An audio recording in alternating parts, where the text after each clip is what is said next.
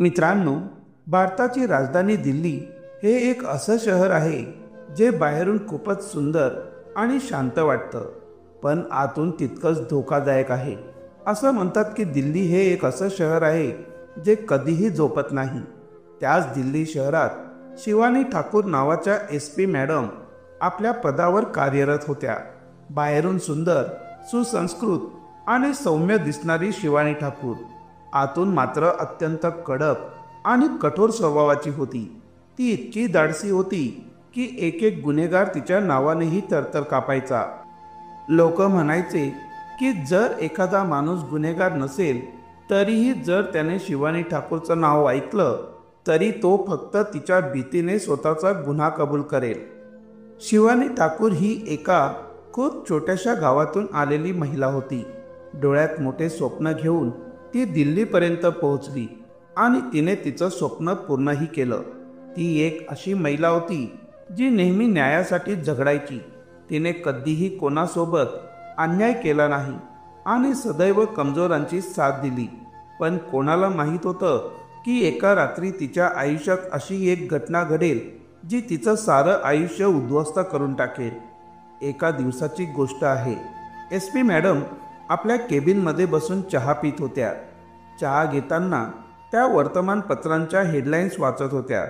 तेवढ्यात रामू नावाचा एक दरोगा आत आला आणि त्याने SP मॅडमला अशी बातमी सांगितली की ते ऐकून मॅडमच्या पायाखालची जमीनच सरकली.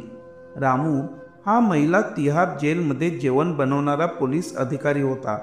त्याने मॅडमकडे जाऊन सांगितलं की मॅडम, आपल्या जेलमध्ये काहीही व्यवस्थित नाही आहे. तेव्हा SP मॅडम म्हणाल्या, रामू, तुम्हाला काय सांगायचं आहे ते स्पष्टपणे बोला. नेमकं काय बिघडलं आहे? रामू म्हणाला, मॅडम, आमच्या महिला तिहार जेलमध्ये महिलांना सुरक्षित वाटत नाही. त्यांचं शोषण केलं जातंय, त्यांचा फायदा घेतला जातोय. मॅडमने आश्चर्याने विचारलं, रामू, हे तू काय बोलतो आहेस? तुला समजतंय ना तू किती गंभीर आरोप करत आहेस? रामू म्हणाला, हो मॅडम, मला पूर्ण माहिती आहे मी काय बोलतो आहे आणि माझं म्हणणं पूर्णपणे खरं आहे. मॅडमने विचारलं, काय सांगतोयस? कोण आहे ते लोक? कोण महिलांशी गैरवर्तन करतंय? रामू म्हणाला की मॅडम, हे सगळं आमचेच काही पोलीस कर्मचारी करत आहेत. दिवसाच्या वेळेस ते जेलचं काम व्यवस्थित पाहतात, पण रात्री मात्र तेच कैद्यांशी गैरवर्तन करतात. SP मॅडम म्हणाल्या, रामू, तुला माहीत आहे का तू किती मोठा आरोप करतो आहेस? तुझ्याकडे काही पुरावे आहेत का? रामू म्हणाला की नाही मॅडम, पण मी स्वतःच्या डोळ्यांनी हे सगळं पाहिलं आहे. माझ्यात तेवढं धाडस नव्हतं की मी त्या पोलिसांविरुद्ध आवाज उठवीन. जर मी काही बोललो असतो तर कदाचित माझ्यासोबतही तसेच वागले गेले असते. म्हणूनच मी थेट तुमच्याकडे आलो आहे. हे ऐकून SP मॅडमचा संताप अनावर झाला, कारण शिवानी ठाकूर अशी महिला होती जिला कधीही कोणत्याही महिलेसोबत होणारा अन्याय सहन होत नव्हता. आणि मी आधीच सांगितलं आहे, शिवानी ठाकूर ही एक अशी अधिकारी होती जी न्यायासाठी शेवटपर्यंत लढायला तयार होती. तेव्हा SP मॅडम शिवानी ठाकूर यांनी रामूला सांगितलं, रामू, तुझं खूप खूप आभार. तू ही इतकी मोठी आणि गंभीर बातमी मला दिलीस, याबद्दल मी तुझी ऋणी आहे. पण एक गोष्ट सांग, गेल्या आठवड्यात मी जेव्हा त्या जेलमध्ये भेट दिली होती तेव्हा तिथल्या एका महिलेनेही हे कधीच का सांगितलं नाही? रामू म्हणाला की मॅडम, तिथले जे पोलीस कर्मचारी आहेत ना, ते सगळ्या महिला कैद्यांना धमकावत ठेवतात. त्यांना म्हणतात की जर तुम्ही आमच्या विरोधात तोंड उघडलं तर तुमचं आयुष्य नरक करून टाकू. तुमच्यासोबत असं काही करू की तुम्ही कल्पनाही करू शकणार नाहीत. अशा धमक्यांमुळे त्या महिला घाबरून काहीही बोलत नाहीत. मग SP मॅडम म्हणाल्या की रामू, तू खूप मोठं आणि धाडसी पाऊल उचललं आहेस. त्याबद्दल मी सरकारकडून तुला नक्कीच एखादा पुरस्कार मिळवून देईन. पण आधी मला हे सांग की हे सगळं गैरवर्तन नेमकं कधी आणि कसं होतं? रामू म्हणाला की मॅडम, जेव्हा दिवसभर पोलीस कर्मचारी ड्युटी करून थकतात तेव्हा रात्री ते महिला कैदखान्यात जवळ जातात. तिथे जिथे सगळ्या महिला कैद्यांना ठेवलेलं असतं आणि मग ते त्यांच्यासोबत गैरवर्तन करतात. तेव्हा SP मॅडम म्हणाल्या की रामू, काही हरकत नाही, तू आता जा, पण जे काही घडतंय ते सगळं मला वेळोवेळी सांगत जा. मी आज संध्याकाळीच त्या जेलचा अचानक निरीक्षण करणार आहे. आता शिवानी ठाकूरच्या मनात एकच विचार घोळत होता. नेहमी महिलांनाच का झुकावं लागतं? का प्रत्येक वेळी अन्याय तिच्याच वाट्याला येतो?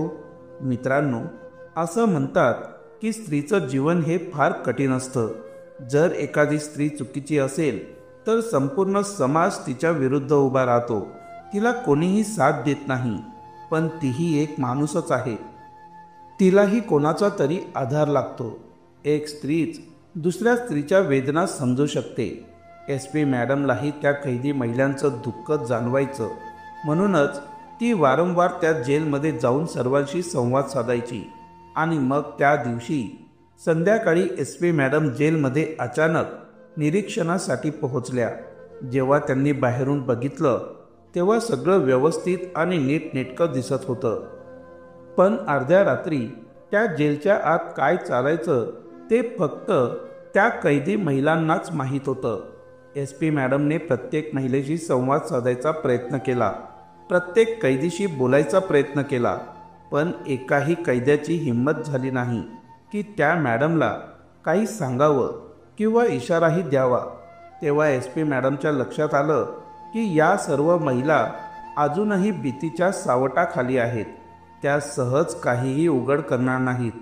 दुसऱ्या दिवशी SP मॅडम परत आपल्या केबिनमध्ये बसून विचार करू लागल्या की या सगळ्यांचा भंडाफोड कसा करू, या पोलिसांपर्यंत कसं पोहोचू जे रात्री महिलांचं शोषण करतात. आणि मग तिने निर्णय घेतला की जर मला हे उघड करायचं असेल तर मला स्वतःच एक कैदी बनून त्या जेलमध्ये प्रवेश करावा लागेल. आणि मित्रांनो, ती रात्र आलीच, जी रात्र SP मॅडमचं संपूर्ण आयुष्य बदलून टाकणार होती. पण शिवानी ठाकूर कशी त्या सगळ्यांशी लढली आणि जिंकली सुद्धा, हे सगळं मी तुम्हाला पुढे सांगणारच आहे. मित्रांनो, ती तारीख होती 18 मार्च, गुरुवार. रात्रीचे 2 वाजले होते. काही पोलीस झोपलेले होते. काही पोलीस गस्त करत होते तर काही पोलीस महिला कैद्यांबरोबर मौज मजाक करत होते आणि त्यांचा गैरफायदा घेत होते. आता SP मॅडम शिवानी ठाकूर देखील कैद्यांच्या पोशाखात तिहार महिला जेलमध्ये शिरल्या होत्या. पण त्यांना हे माहिती नव्हतं की त्या तिथून जिवंत बाहेर येतील की नाही. कारण असं म्हणतात की जेल ही अशी जागा आहे जिथे खूनही माफ केला जातो. जर एखादा कैदी दुसऱ्या कैद्याला मारला तरी चालतं आणि जर पोलीस एखाद्या कैद्याला मारतो तरीही कोणी काही करत नाही. रात्री 3 वाजता कैद्याचा पोशाख घालून शिवानी ठाकूर जेलमध्ये दाखल झाल्या. त्या म्हाताऱ्या महिला कैद्याच्या केबिनजवळ पोहोचल्या. तिथे बाहेर काही पोलीस बसलेले होते. कोणी महिलांकडून नाच करून घेत होतं, कोणी त्यांच्याकडून पाय दाबून घेत होतं, तर काही जण तर थेट त्यांच्या अंगावरच अत्याचार करत होते. हे सगळं पाहून SP मॅडमच्या पायाखालची जमीनच सरकली. त्यांना माहीत होतं की न्याय मिळवायचा असेल तर ठोस पुरावे हवेच, नाहीतर त्या स्वतःच अडचणीत येऊ शकतात. त्यामुळे त्या एक गुप्त कॅमेरा आणि कॉलरला लावलेला छोटासा माईक घेऊनच जेलमध्ये आल्या होत्या. तेवढ्यात एक पोलीस मॅडमकडे आला आणि विचारू लागला, तू कोण आहेस? तुला कधी पाहिलं नाही. नाव काय तुझं? मॅडम म्हणाल्या की साहेब, आजच सकाळी मला इथे आणलंय. मी नवीन आहे. तो म्हणाला, कशासाठी आणलंय? काय गुन्हा केला आहेस?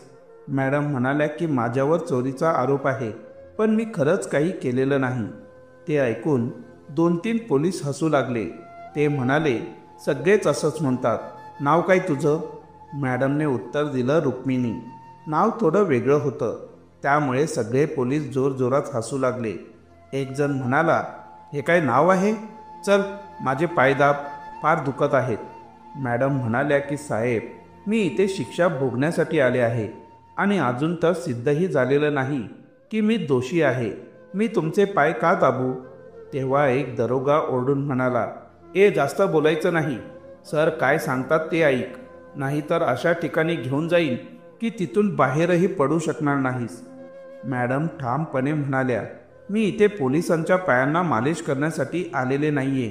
माझ्यावर खोटा आरोप आहे. मी फसवली गेले आहे.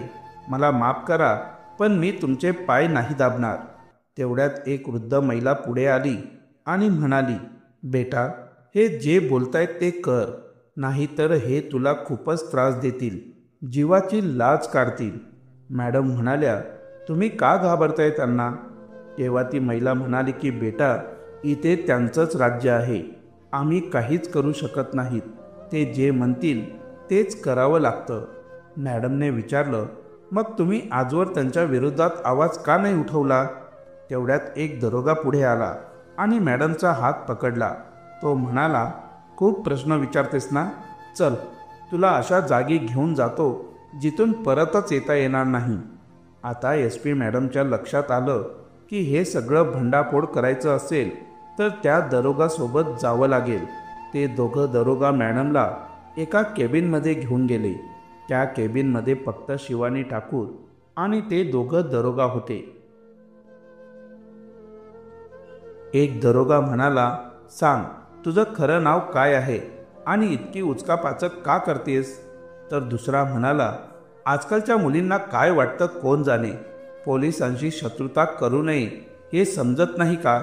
आम्ही चांगले मित्र होऊ शकत नाही, पण वाईट शत्रूही होऊ शकत नाही. तेव्हा मॅडम म्हणाल्या की साहेब, तुम्ही मला इथे का आणलं? मी काय चुकीचं बोलले? ते म्हणाले की गप्प बस, अर्ध्या तासात आमचे साहेब येतील. ते तुझा सारा अहंकार उतरवतील. तेवढ्यात SP मॅडमच्या डोक्यात कल्पना आली आणि तिने स्वतःची खरी ओळख उघड केली. पण का केली? यामागे एक खास कारण होतं. ते दोघं दरोगा कुणाल आणि अभिषेक यांची पोस्टिंग फक्त 1 महिन्यापूर्वीच तिथे झाली होती. त्यांना स्वतःच्या नोकरीवर प्रेम होतं, पण सिस्टीममुळे, वरिष्ठांच्या दबावामुळे ते अशा वागणुकीत अडकले होते. सिस्टमनेच त्यांना विकृत बनवलं होतं. शिवानी मॅडमने विचारलं की तुमचं नाव काय? त्यातला एक जण म्हणाला कुणाल, तर दुसरा अभिषेक. मॅडम म्हणाल्या, तुम्हाला माहीत आहे का मी कोण आहे? ते म्हणाले की नाही, पण तू जरा जास्तच बोलतेस. आमचे साहेब आले की तुझं सगळं डोकं ठिकाणावर येईल. मॅडम हसून म्हणाल्या, मी दिल्लीच्या एका ठाण्याची SP आहे आणि हे मी तुम्हाला आता सांगते कारण आता तुम्ही माझ्यासोबत यामध्ये सहभागी व्हायला हवं. पण हे ऐकून ते दोघं तिचा विश्वास घेत नाहीत आणि तिची चेष्टा करत राहतात. दरोग्यांनी हसत हसत टोमणा मारला, अरे वा, तू जर SP असशील तर मग आम्ही पण पंतप्रधान आहोत. एक जण नरेंद्र मोदी तर दुसरा राहुल गांधी. असं म्हणून ते SP मीना मॅडमची थट्टा करू लागले. तेव्हा SP मीना रागाने म्हणाल्या, तुम्ही विसरत आहात की कोणासोबत वागत आहात. जर मी माझं खरं रूप दाखवलं तर तुम्हाला कायमचं नोकरीला मुकावं लागेल. आत्तासुद्धा वेळ आहे, मला साथ द्या, नाहीतर तुमचं उरलेलं आयुष्य याच जेलमध्ये घालवावं लागेल. हे ऐकून ते दोघं दरोगा घाबरले, कारण मॅडम पूर्ण आत्मविश्वासात बोलत होत्या. मग मॅडमने आपल्या खिशातून एक ओळखीचं कार्ड काढून त्यांना दाखवलं. हे कार्ड पाहिल्यावर ते दोघं दरोगा थरथरायला लागले. मॅडमच्या पायांवर पडले आणि म्हणू लागले की मॅडम, आम्हाला माफ करा, आम्ही तुम्हाला ओळखू शकलो नाहीत. आमच्याकडून फार मोठी चूक झाली आहे. मॅडम म्हणाल्या, मी तुम्हाला एकच अट ठेवून माफ करीन, जर तुम्ही माझी मदत केलीत तरच. दोघंही तात्काळ म्हणाले, हो मॅडम, आम्ही तयार आहोत. तुम्ही जे सांगाल ते करू, आम्ही तुमची साथ देऊ.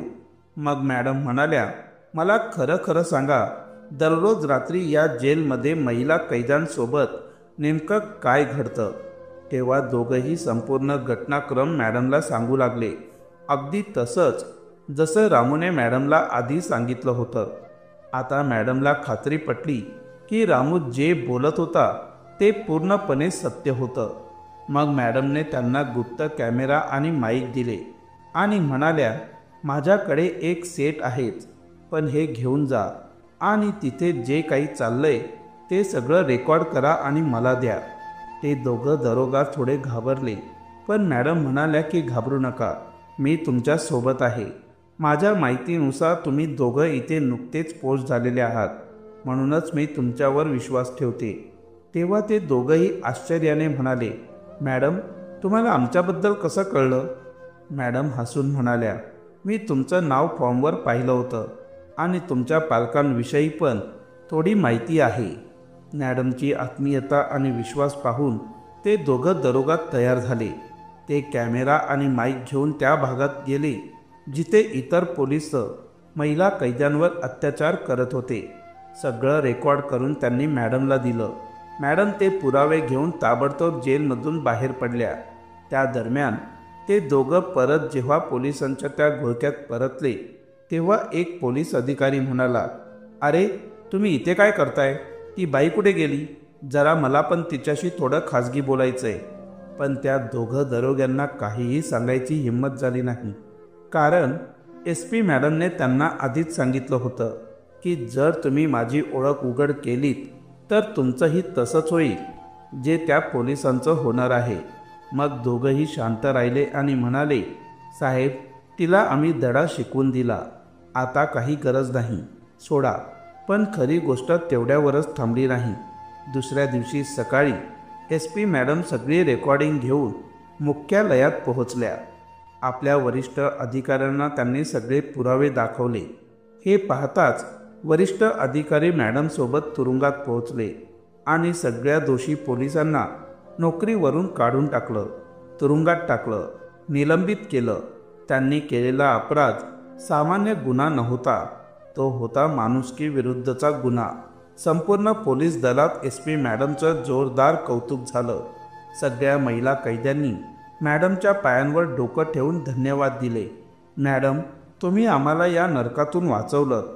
आम्ही खूप त्रासलेलो होतो, कोणाला काही सांगू शकत नव्हतो, कोणी आमचं ऐकतही नव्हतं. ज्या क्षणी आवाज उठवायचा प्रयत्न केला त्या क्षणी आम्हाला गप्प बसवलं जात होतं. मग मुख्य पोलीस अधिकाऱ्यांनीही मॅडमच्या धाडसाचं कौतुक केलं. सगळ्या दोषी पोलिसांना शिक्षा झाली आणि त्यांच्या जीवनातील वर्दी काढून घेतली गेली, कायमची. मित्रांनो, अशा प्रकारे SP मॅडमने एका मोठ्या गुन्ह्याचा भांडाफोड केला. ही कथा आवडली असेल तर लाईक करा, शेअर करा आणि चॅनलला सबस्क्राईब करायला विसरू नका. पुन्हा भेटूया पुढच्या प्रेरणादायक गोष्टींसह. धन्यवाद. जय हिंद, जय भारत, वंदे मातरम, जय जवान, जय किसान. थँक्यू.